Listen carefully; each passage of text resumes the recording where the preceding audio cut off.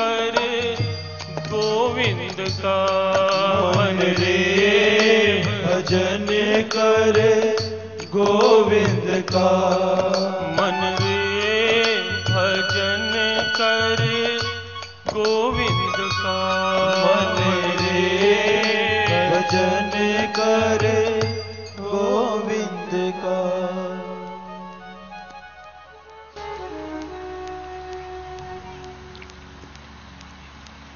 जीवन का महत्व, जीवन का मूल्य भगवान के साथ ये मत भूलें।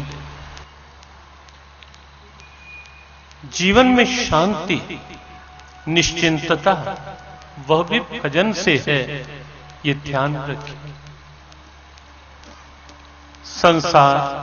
संसार का वैभव शरीर की सुविधा दे सकता है, शरीर को आराम दे सकता है, मन को शांति दे पाए ऐसा संसार में कुछ भी नहीं।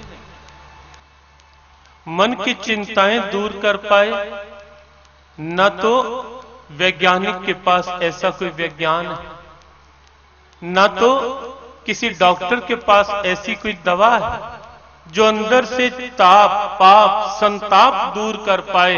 किसी डॉक्टर के पास ऐसी कोई दवा बनी नहीं। न तो कहीं कोई धन ऐसी स्थिति में मन के तनाव दूर कर सकता है। संसार में ऐसा कुछ नहीं जो मन की शांति सुनिश्चित कर सके। मन की शांति तो जिसे भी मिलेगी, जब भी मिलेगी और जहां भी मिलेगी, ये निश्चित है कि मिलेगी भजन से, मिलेगी सुमिरन से ही।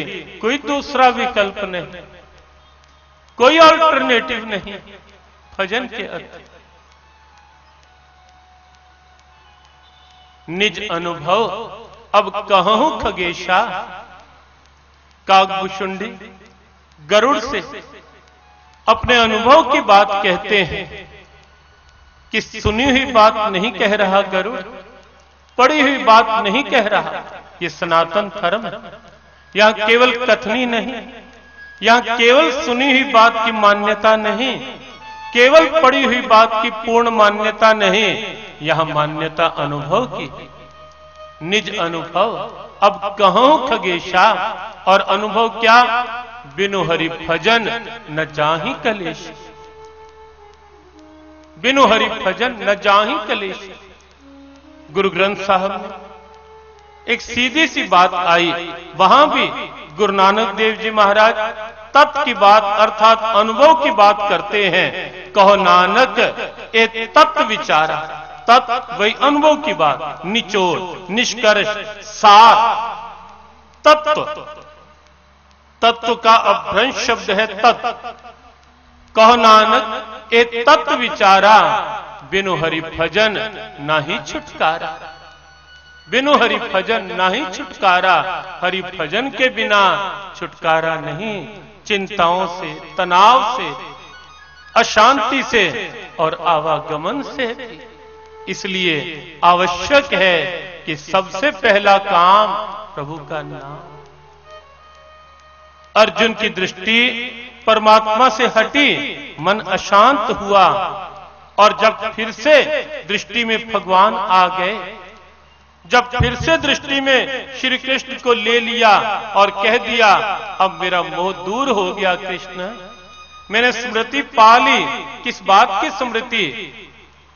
मैं कौन हूं, मैं क्या हूं, मेरा लक्ष्य क्या है, मेरी शांति कहां है, ये स्मृति मनुष्य जीवन के लिए अत्यंत आवश्यक है। नष्टो मोहा स्मृतिर्लब्धा, लेकिन कैसे?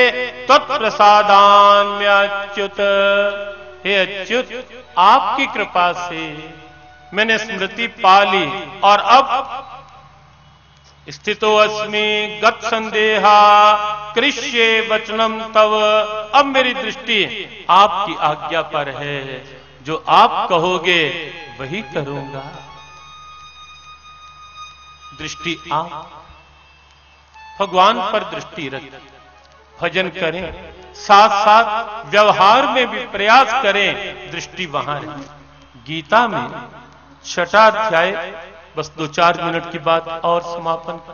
6वां अध्याय और वहां आप 7वां, 8वां, 9वां श्लोक देखें, वहां 3 प्रकार की समता की बात है। परिस्थितियों में समता, वस्तुओं में समता और शरीरों में समता, तीनों आवश्यक।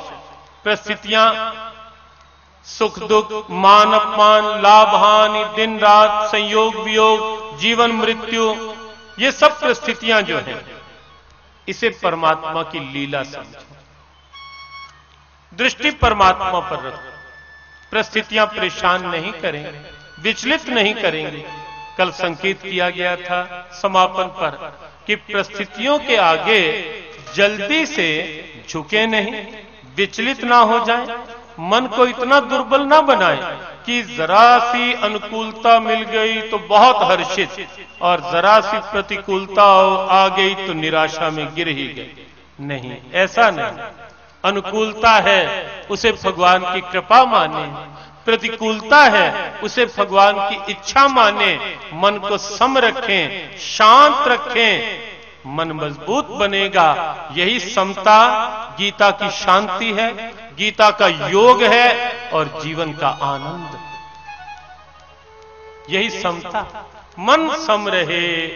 कठिनाई क्या है? जरा सी अनुकूलता मिल गई, अहंकार, और जरा सी प्रतिकूलता आ गई, निराशा, और दोनों पतन, दोनों में कठिनाई। ना अहंकार अच्छा, ना निराशा अच्छा। अहंकार भी गिराता है, निराशा भी गिराती है, जबकि गीता की प्रेरणा तो ये है, उद्रेदात्मात्मानम नात्मानम साध्येत आत्मैव आत्मनो बंधुर आत्मैव विप्रात्मना। ए साधक, ए मानव, तू अपने आप को ऊपर उठा, अपने आप को पतन में गिरा नहीं। उद्रेदात्मात्मानम नात्मानम असाध्येत, अपने आप को ऊंचा उठा। और ऊंचा कैसे उठेंगे? बुरा नहीं मनाना। केवल धन ऊंचा उठा पाए ऐसा नहीं, केवल बाहर का पद ऊंचा उठा पाए ऐसा नहीं, केवल बाहर की स्थितियां ऊंचा उठा पाए, प्रतिष्ठा ऊंचा उठा पाए ऐसा नहीं। गुरबाणी एक जगह और कहती है, को न वड्डा माया वडियाई सो वड्डा जिन राम लिव लाई। बड़प्पन किसका? शाश्वत, सुरक्षित, जिसने आधार परमात्मा का बना लिया, जिसने भगवान को छोड़ दिया, सच्चाई को छोड़ दिया, सत्य को छोड़ दिया। आप जानते हैं ऊंचा आसन तो कंस को भी मिला था, लेकिन कन्हैया ने रंगशाला में वहीं पहुंचकर सीधा कंस के केश पकड़कर नीचे खींचा था, और कंस के ये कहने पर कि कन्हैया मैं तेरा मामा हूं। मामा के केश पकड़े जाते हैं, चरण। कन्हैया ने कहा, पकड़ने तो चरण ही चाहिए, लेकिन चरण पकड़ने जैसा आचरण भी तो हो, स्थिति भी तो हो।